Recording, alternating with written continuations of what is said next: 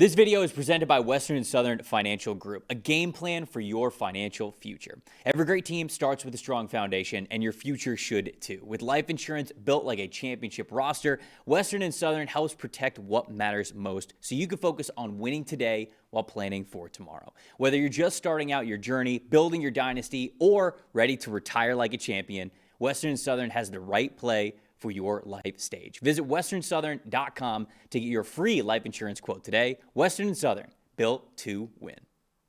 Ravens and the Bengals. Ravens win this game 24-0. You saw this one in person. Braving the elements there. Top 5 graded players that we had for the Baltimore Ravens. Tight end Charlie Kolar at the top of their list with an 86.0. Safety Alohi Gilman with an 82.4. Center Tyler Linderbaum with an 81.9. Defense tackle Travis Jones an 81.9. And Derrick Henry an 81.9 as well. Lamar Jackson, 81.5 overall grade in this one. On Cincinnati side of things, wide receiver Jamar Chase was their top graded player with a 72.9. Offensive tackle Amarius Mims with a 72.0.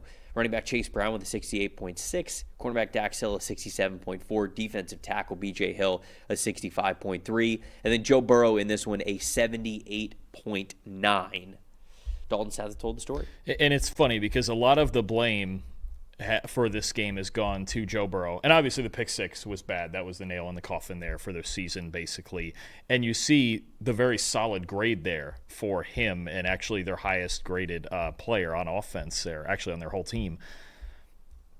I'm going to kind of double the stat here in the most disappointing because what I could even feel watching this game was just the absence of T. Higgins. We know this team does not have a good record when one of either Burrow or Chase or Higgins misses a ball game. And you can just feel the Ravens defense in this game. All they have to do is lean over to Jamar Chase, and nobody else is going to get open. The Bengals as a team, a 59 receiving grade, okay? Jamar Chase, 132 yards, some of it kind of empty in the fourth quarter as the Bengals were just kind of playing out the string. Nobody else had more than 37 receiving yards in this game.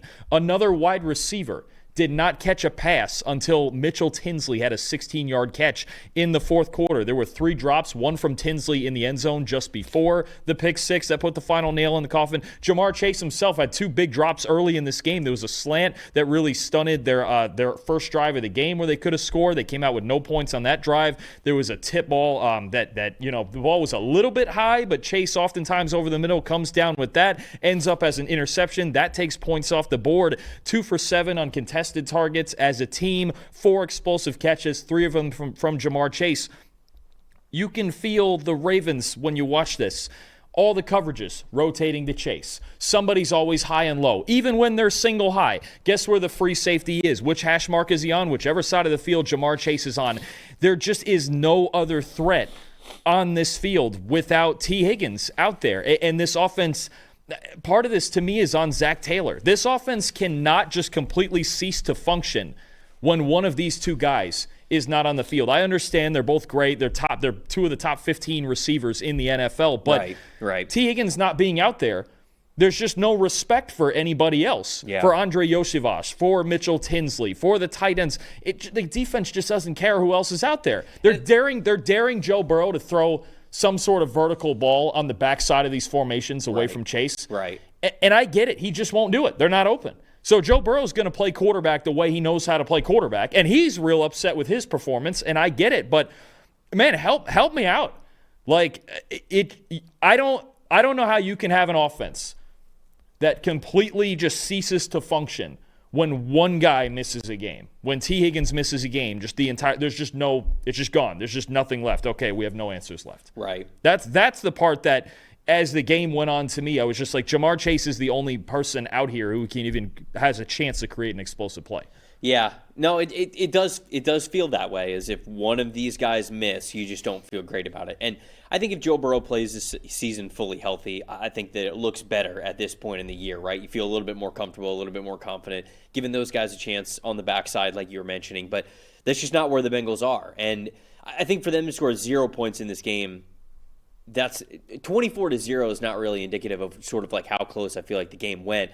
The Bengals controlled the ball a while. What was the time to throw?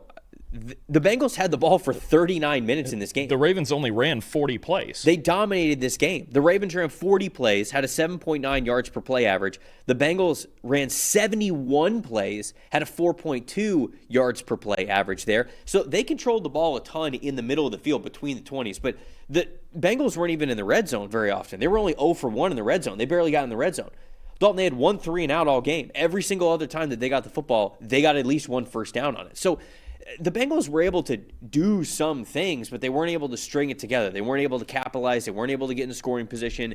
And then, of course, the game just sort of got away from them a little bit. So to me, it was just that yards per play average where when the Ravens got the ball, they were able to move it well. They were able to get explosive plays. When the Bengals had the ball, it was slow-moving drives. It was methodical stuff, but it wasn't stuff that had explosives. It wasn't really putting fear into the Ravens' defense. And, of course, you have the pick from Joe Burrow that goes right to Kyle Van Noy, right, who intercepted it, and then good guy just handing it off. No, didn't feel like taking the 90-yard sprint. No, he did not.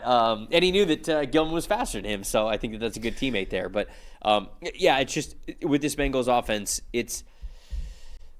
you see a lot of plays, you see a lot of time of possession. It didn't amount to what it needed to amount to. And it was funny because I felt like you got kind of opposite tracks here when I was there from these two teams. It felt like the first two Bengals drives, I actually really liked the play calling. You saw some pony personnel with two backs on the field. You saw a little bit of creativity trying to isolate the weak side in the run game. And like you mentioned, manufacturing things reasonably well.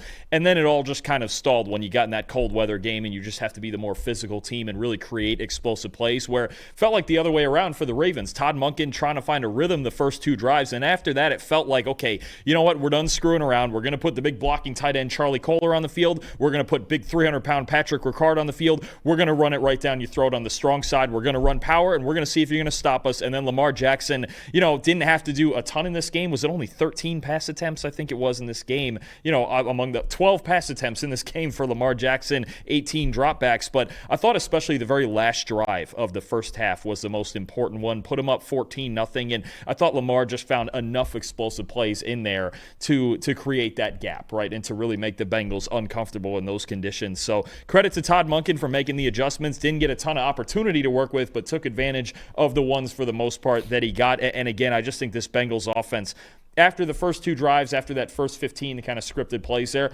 it just looked broken without T. Higgins because they need a second matchup problem out there. Also really liked how Travis Jones played in this game from the Baltimore Ravens. 82.0 overall grade, 76.9 defensive grades, run defense grade, and then a 70.9 pass rush grade. I thought he was really manipulating the interior offensive line of Cincinnati whenever he had those one-on-one opportunities. So I think Travis Jones had played a really good game. Anything else from this one before we move on? My most impressive, just the two backs for Baltimore. Once the Ravens really stopped messing around and said, hey, we're just going to be more physical, well, it's fun to do that with Derrick Henry, right? There's not a guy when there's a 0-degree wind chill you want to tackle less than Derrick Henry. True. 11 carries, 100 yards, 4 missed tackles forced. And then Keaton Mitchell giving him a spark also with the speed, 8 carries for 66 yards. That's the run game that you want to see. The Ravens are going to want to continue that through the last 3 weeks if they want to make postseason.